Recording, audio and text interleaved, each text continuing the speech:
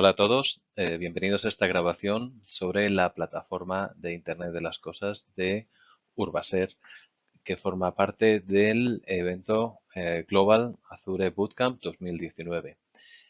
Mi nombre es Álvaro Palomo, soy responsable de Internet de las Cosas y ciudades inteligentes en Urbaser y junto a mi compañero Fernando Forcén y nuestro colega Luis Guerrero de Microsoft, os vamos a presentar esta presentación titulada Amor, Odio, IoT, el camino hacia tu propia plataforma. La colaboración entre Urbaser y Microsoft se lleva llevando a cabo desde hace más de un año y comenzó en el evento Hackfest 2018 en Madrid, y en la actualidad su fruto ha sido la plataforma IoT de Urbaser, la cual vamos a presentar en esta charla. Lo primero, antes de comenzar, me gustaría agradecer a todos los patrocinadores que han hecho posible este evento y que nos da la oportunidad de contar nuestra experiencia a todo el público asistente. La agenda para nuestra presentación se basa en los siguientes puntos. Primero, hablaremos por qué una empresa de servicios como Urbaser necesita una plataforma IoT desarrollada por ellos mismos. Siguiente, analizaremos la solución diseñada con la arquitectura de la plataforma y sus componentes asociados. Y después pasaremos a analizar la experiencia que hemos adquirido con algunos de estos componentes en particular, como son Cosmos DB, Service Fabric, Application Insights y Azure DevOps como herramienta de orquestación para muchas de las labores llevadas a cabo en el desarrollo y diseño de la plataforma. Asimismo, comenzamos con una y por qué necesitamos una plataforma IoT. A grandes rasgos, Urbaser es una empresa internacional líder en el sector medioambiental. Tiene sede en España, pero tiene presencia en más de 25 países. La actividad económica de Urbaser se centra principalmente en tres verticales: los servicios urbanos, los cuales son limpieza viaria y recogida de residuos, tratamiento de residuos en plantas de tratamiento de diversa naturaleza y el ciclo integral del agua. Eh, Urbaser está a la cabeza en tecnología medioambiental y está muy comprometida con movimientos actualmente muy importantes como la economía circular, la cual provee o busca un objetivo de residuo cero. También Urbaser viene de unos sectores bastante tradicionales, por así decirlo, pero que inmersos en tendencias del siglo XXI, ¿no? Le está produciendo una necesidad de cambio muy rápido. Por ejemplo, por una parte tenemos los avances en tecnologías de la información y las comunicaciones, de los cuales ningún tipo de empresa puede ser ajeno, ¿no? Pero a su vez, por la parte de servicios urbanos principalmente, estamos asistiendo a una gran revolución de lo que se llaman las ciudades inteligentes, ¿no? Y de la administración digital o administración 4.0, ¿no? Lo cual está obligando a las empresas de servicios urbanos, ¿no? A subirse al carro de este paradigma. Y a su vez, por la parte de plantas de tratamiento de residuos y las plantas de tratamiento de agua, se está asistiendo a la cuarta revolución industrial, o también lo que se conoce como Industria 4.0, de la que Urbaser no puede ser ajeno y tiene que formar parte. Entonces, este triángulo, estos tres factores que hoy en día son tan importantes en el mundo entero, están impulsando a Urbaser a un cambio y una modernización digital acelerada.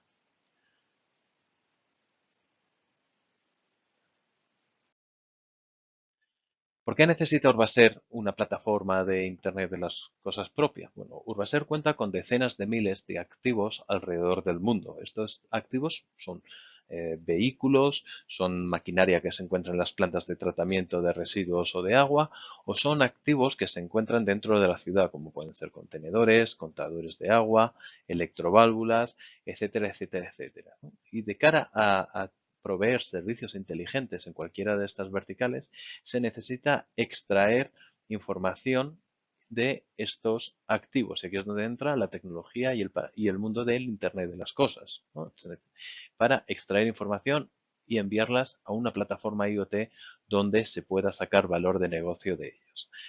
Un primer paso que Urbaser estudió fue el implantar una plataforma de Internet de las Cosas comercial, ¿no? Ya totalmente diseñada, ¿no? Lo que se conoce como off the shelf, lista para utilizar.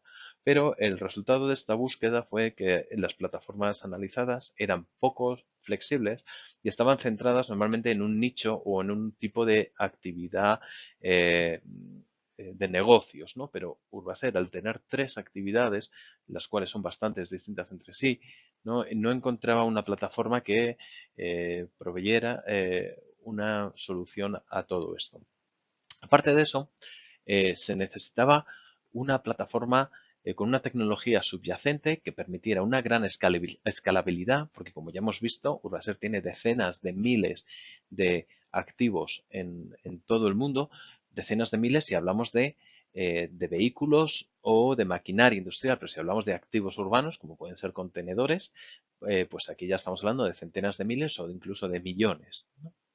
Y también la replicabilidad. ¿Por qué? Porque esta plataforma IoT, la cual se va a utilizar internacionalmente, pueda que se necesite en varios lugares del mundo de forma simultánea, ¿no? Entonces necesitamos una plataforma que pueda tener copias alrededor del mundo. Por lo tanto, se necesitan data centers que puedan soportar dicha plataforma bajo estas circunstancias. Además, no queríamos que el negocio se tuviera que adaptar a la plataforma, sino que fuese al revés, sino que la plataforma se adaptase al negocio. Entonces, tras mucho estudiar las opciones de mercado y estas premisas, Urbaser decidió apostar por Azure debido a su gran catálogo de servicios y la flexibilidad a la hora de diseñar una arquitectura que se adapte al negocio de Urbaser y en todas sus verticales o variantes.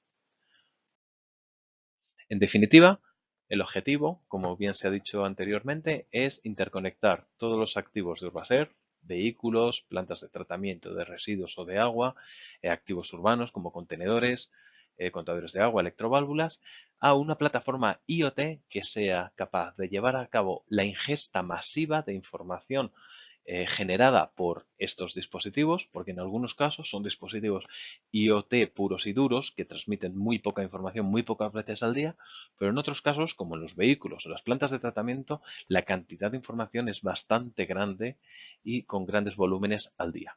Esta información, a su vez, tiene que ser validada, ¿no? Porque si vamos a tomar decisiones de negocio en base a esta información tiene que ser íntegra. Cualquier tipo de error, cualquier tipo de desviación debe ser detectada y notificada.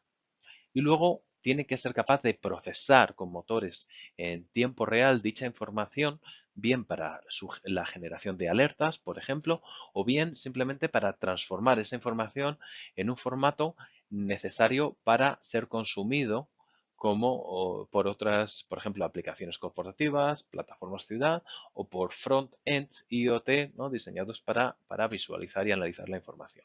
A su vez, esta información tiene que ser almacenada a largo plazo, bien en base de datos SQL y no SQL, blob storage, etcétera, etcétera, ¿no? Utilizando diversos tipos de almacenamiento para distintos usos, ¿no? Tanto su consumo puramente en tiempo real como su análisis Big Data posterior, etcétera, etcétera, etcétera, etcétera.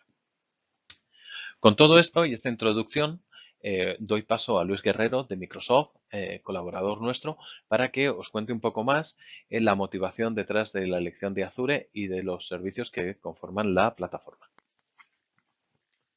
Muchas gracias, Álvaro.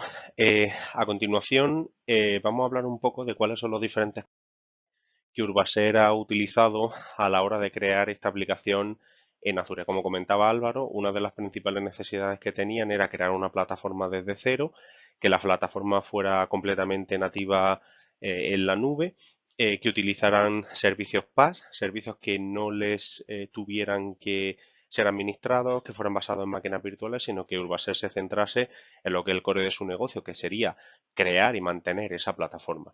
Entonces, en ese sentido, las dos piezas fundamentales de las que forma parte la aplicación son, por un lado, Service Fabric y Cosmos DB. En la parte de Service Fabric se utilizó el modelo de microservicios en los que con el modelo de programación de microservicios y actores éramos capaces de tener los diferentes componentes que Álvaro ha mencionado en la presentación anterior, el servicio de ingesta, el servicio de validación y el de almacenamiento. Para el servicio de ingesta en concreto se utilizaba Event Hubs y IoT Hub. Para el servicio de almacenamiento, por un lado teníamos Cosmos DB y por el otro lado Azure Storage, donde se almacenaban los datos en bruto. SQL Database para algunos registros donde se validaba la información. Y el resto de servicios, pues bueno, son una mezcla de necesidad de securizar la aplicación. Keepable es un buen ejemplo, donde Urbaser ha almacenado todos los secretos de su aplicación, y Application Gateway como una forma de exponer de forma segura todos los servicios a Internet utilizando un certificado. Eso permite que la aplicación sea muy robusta, utilice, como ya vemos, solamente servicios PaaS y que pues solamente tengamos que, como hemos dicho antes, hablar en particular de tanto el clúster de Service Fabric como el clúster, perdón, como el servicio de Cosmos DB.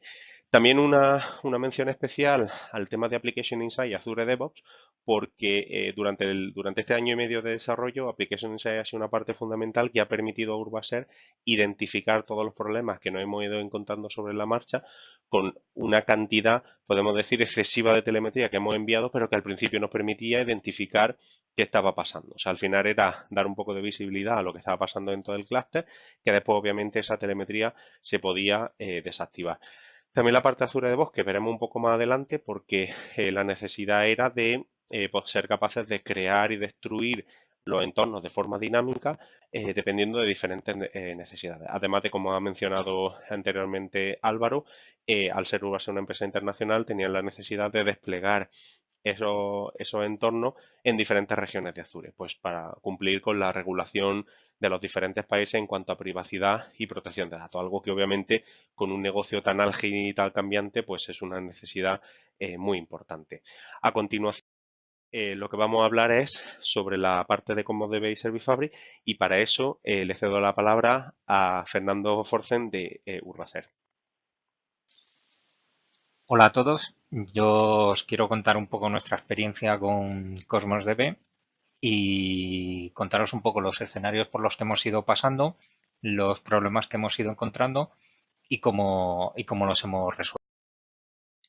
Eh, Inicialmente eh, seguimos una aproximación bastante secuencial y bastante lineal.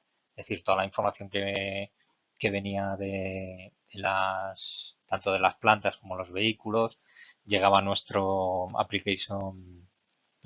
Service Fabric, donde los procesábamos, lo limpiábamos, lo validábamos y se persistía en una colección de Cosmos DB para su consumo desde aplicaciones externas a la plataforma, incluida una aplicación web que tenemos para hacer seguimiento de los vehículos. Esta aproximación, aunque a nivel funcional era correcta, luego dio ciertos problemas porque con un volumen muy alto de información la consulta de la misma se hacía muy pesada, sobre todo en consultas orientadas a mostrar información en tiempo real. Tened en cuenta que, por ejemplo, solo los vehículos nos envían información cada 5 segundos y con el parque móvil que nosotros tenemos el volumen es altísimo.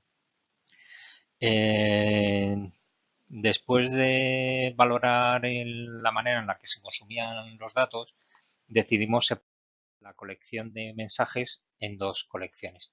Los mensajes tal cual vienen, es decir, los mensajes que salen de la plataforma procesados se almacenan en una colección de mensajes, y a su vez tendríamos una colección de snapshots de cada dispositivo que nos envía información.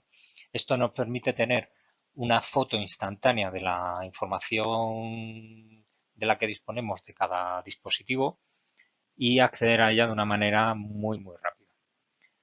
El problema que nos surgió con esta aproximación es que aunque mejoramos el acceso a la información, debido a este volumen había todavía consultas que todavía consumían muchísimo tiempo, sobre todo las orientadas a recuperar información de la colección de mensajes estándar, más que la de Snapshot. El, el problema de acceso a la información, la verdad es que de una forma directa no hay manera de resolverlo. De hecho, os dejamos aquí una pequeña muestra de cómo es un mensaje de los que recibimos nosotros de los dispositivos y una consulta que podrías tirar o podríamos tirar para consultar una medida determinada, por ejemplo, sobre esos mensajes.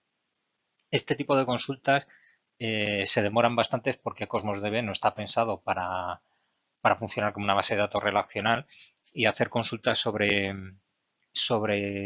colecciones dentro del documento es bastante pesado.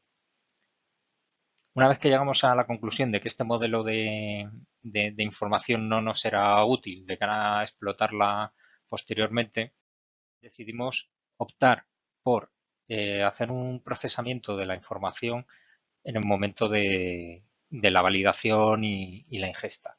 Entonces, la lógica de distribución de la información era la misma. Tenemos una colección de snapshots y una colección de mensajes estándar, pero la información que se persiste en ella está tratada de tal manera que el acceso a la misma es muchísimo más rápido que el anterior. ¿Cómo hemos mejorado esto? Básicamente orientando la estructura del documento a cómo se va a consumir.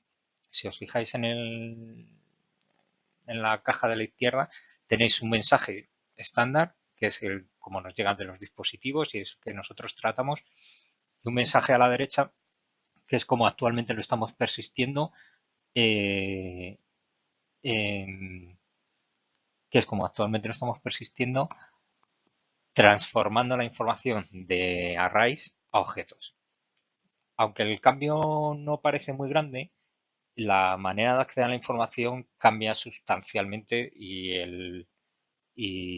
es y tiene un impacto bastante grande en el rendimiento. Tener en cuenta que ya el motor de Cosmos no tiene que iterar sobre cada una de las colecciones que tiene el documento, sino que podemos acceder directamente a cada elemento de la colección como si fuese una propiedad adicional.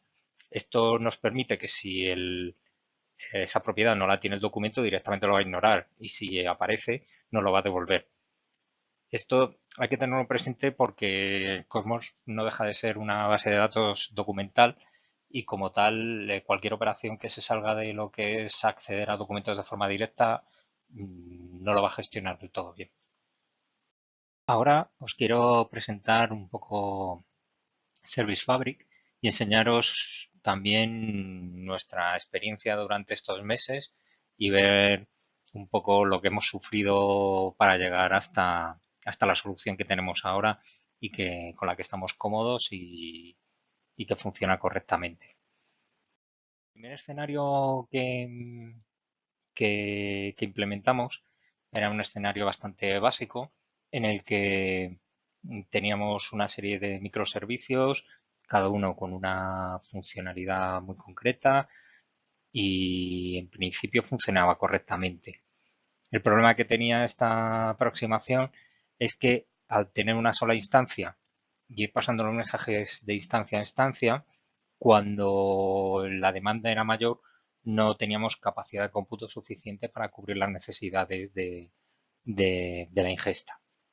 Entonces, en este escenario probamos a aumentar el número de instancias por cada microservicio. Inicialmente intentamos una aproximación más equitativa a la hora de repartir los mensajes entre los microservicios. Implementamos una aproximación round robin, pero esta tampoco puede cuajar porque al tener más instancias, nos obligaba a ir repartiendo los mensajes entre las distintas instancias de cada microservicio, y estos al final se iban saturando, y al estar tan acoplados unos servicios con otros iba provocando al final fallos que se propagaban por todo el clúster. Una vez que vimos que la aproximación de ir repartiendo los mensajes no era la adecuada, vamos con una aproximación más quirúrgica.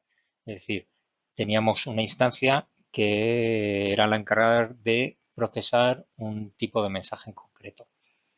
De tal manera que ya teníamos repartido con una regla de negocio propia nuestra, teníamos repartida la funcionalidad de cada microservicio y además cada instancia. De tal manera que a priori parecía la opción más razonable.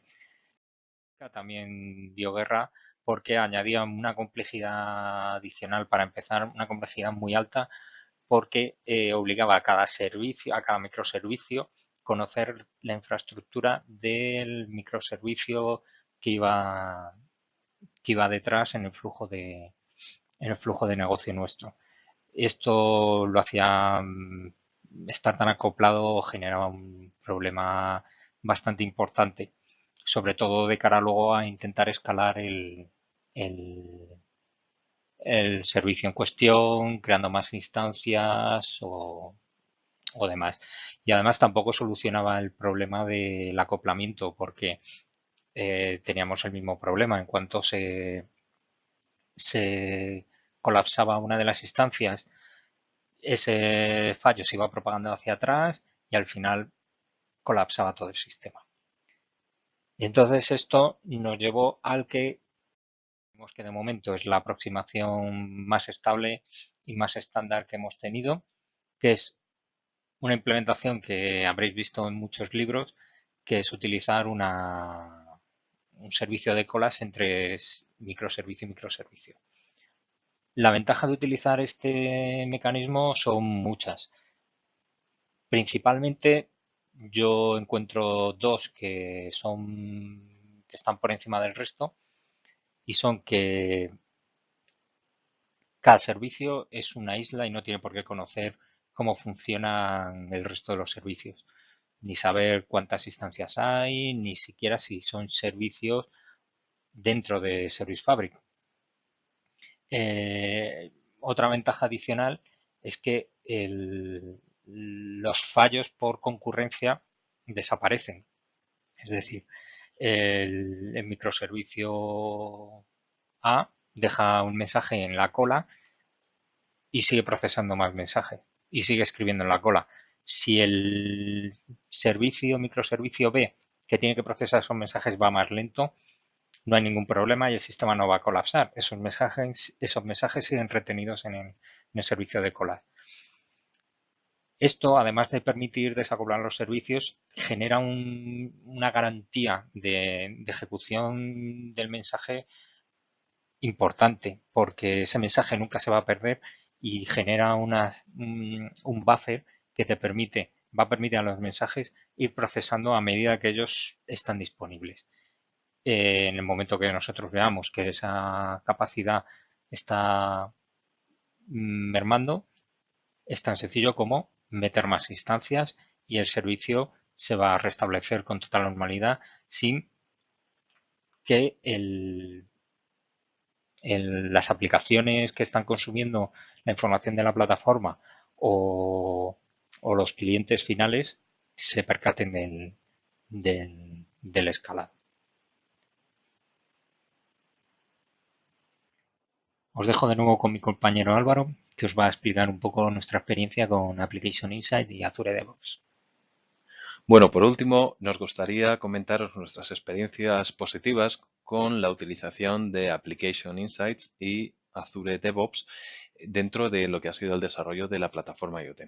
Como Luis Guerrero os ha comentado anteriormente, la utilización de Application Insight ha supuesto una gran ventaja a la hora de monitorizar todo lo que estaba pasando dentro de la plataforma IoT, sobre todo durante esas fases de desarrollo donde se producen fallos o comportamientos no deseados dentro del clúster de Service Fabric principalmente y se necesita una ventana para ver qué está ocurriendo exactamente. Tras ir solventando algunas de estas soluciones, problemas, y encontrando las soluciones, hemos ido reduciendo el número de telemetría producido porque había algunos eventos o trazas que ya no eran necesarias hasta llegar a un punto constante de telemetría que nos da una visión en tiempo real e instantánea de lo que está sucediendo dentro de la plataforma IoT. Así, por ejemplo, podemos tener un control de todas las tramas de datos que entran a la plataforma utilizando tanto las trazas como eventos como excepciones personalizados. Queremos mostraros un ejemplo. En la gráfica podéis ver el ancho de banda y la cantidad de datos que están entrando a través de Event Hub en la plataforma IoT, ¿no? Con esta curva que se asimila a una sinusoide, ¿no? Con una hora pico, que es donde recibimos más información. Y lo que estamos haciendo es generar tanto trazas como eventos de Application Insight relacionados con este tipo de mensajes. Entonces, lo que podéis ver abajo es la gráfica que representa las trazas y los eventos generados asociados a estos mensajes. Como podéis ver, la forma de sinusoide es similar, ¿no? Porque obviamente la telemetría producida es proporcional al número de mensajes que han sido recibidos en la plataforma. ¿Cómo se generan estos mensajes? Bueno, pues cogiendo un poco de código, ¿no? Es muy útil, por ejemplo, seleccionar trazas, ¿no?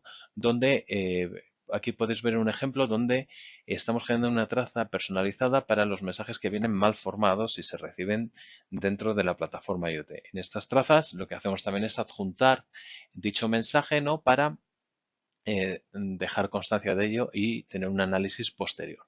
A su vez, también podemos generar eventos personalizados, los cuales son muy útiles a la hora de graficar una vez se tiene toda esta información. Otro ejemplo que os queríamos mostrar es cómo el llevar a cabo un seguimiento de los mensajes entre todos los servicios de Service Fabric. Aquí lo que estamos haciendo es generar un identificador único de mensaje, el cual viaja de microservicio a microservicio con cada uno de los mensajes y lo que permite es trazar tanto y tener en cuenta los tiempos de procesado en cada uno de los microservicios y ver lo que ha pasado dentro de cada uno de ellos.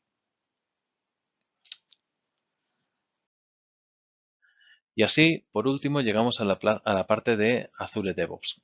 Probablemente no hace falta introducir Azure DevOps, ¿no? Azure DevOps es una herramienta, ¿no? Web de Microsoft para la gestión de proyectos de desarrollo, principalmente desde el punto de vista DevOps, ¿no? Y con su metodología. Obviamente, como conocéis, aquí podéis almacenar vuestros backlogs de tareas, repositorios de código, programar releases, test, etcétera, etcétera. Pero algo que nosotros hemos encontrado principalmente útil aquí en todo esto es el Azure Resource Manager o el ARM. ¿Por qué? Porque al final de cuentas nuestra plataforma IoT se compone de una gran cantidad de servicios estrechamente interconectados y a su vez tenemos varios entornos de desarrollo. Tenemos un entorno de desarrollo puro y duro, un entorno de preproducción y un entorno de producción. Por lo tanto, a la hora de desplegar estos entornos, la automatización es necesaria y crucial, ¿no? Porque si no, imaginaros a la hora de levantar un entorno servicio a servicio y luego configurar la interconexión entre estos servicios, pues bueno, es algo bastante tedioso, ¿no? Puede llevar a fallos, además del tiempo consumido, ¿no? Entonces, lo que hacemos es utilizar Azure DevOps y el Azure Resource Manager para la gestión y el despliegue de todos estos servicios. Entonces, aquí os ponemos un ejemplo, ¿no? Básicamente lo que hacemos es definir un despliegue para un entorno. Ya puede ser entorno de desarrollo, preproducción o producción. Para cada uno de ellos definimos una serie de tareas Es decir, estas tareas lo que hacen, lo que contienen es una plantilla, un archivo XML que define la configuración del servicio de Azure que se va a levantar. Lo que hacemos es, para cada uno de esos servicios, hacer dos fases. En una primera fase, se comprueba que la plantilla definida en el archivo XML es válida y que no existen errores. Así, se pasa esta comprobación para todos los elementos, como podéis ver en la imagen, por ejemplo, Cosmos, Event Hub, Service Fabric, Storage Accounts, base de datos SQL, Web Apps, balanceadores de carga y Application Gateways. Una vez se comprueba que todas las plantillas de estos componentes o servicios son correctas, se procede a un despliegue incremental. ¿Qué quiere decir un despliegue incremental? Pues bueno, esto quiere decir, si el servicio no existe en el entorno en el que estamos desplegando, el servicio se crea de cero con la configuración definida en la plantilla. Si el servicio existe, pero alguno de sus parámetros de configuración ha variado, es decir, es diferente en la plantilla respecto a lo que existe en Azure ahora mismo, ese servicio se actualiza. Y por último, si ese servicio existe y tiene la misma configuración que en la plantilla ARM, no se toca, ¿no? Directamente se deja tal como está. A su vez, pues este despliegue lleva a cabo todo este despliegue incremental que hemos hablado y tras hacerlo, pues bueno, se valida, ¿no? Y se recibe el OK en Azure DevOps. Esto, como bien digo, es extremadamente útil a la hora de levantar entornos por completo con un gran número de servicios, todos ellos interconectados entre ellos. ¿Por qué? Porque a veces imagínate que quieres, o imaginaos que queréis empezar desde cero, ¿no? Y borramos un grupo de recursos, ¿no? Para tener un comienzo limpio, ¿no? Pues esto nos permitiría volver a levantar dicho entorno dentro del grupo de recursos con un solo clic, básicamente. Y con pues concluimos nuestra presentación. Esperamos que os haya sido útiles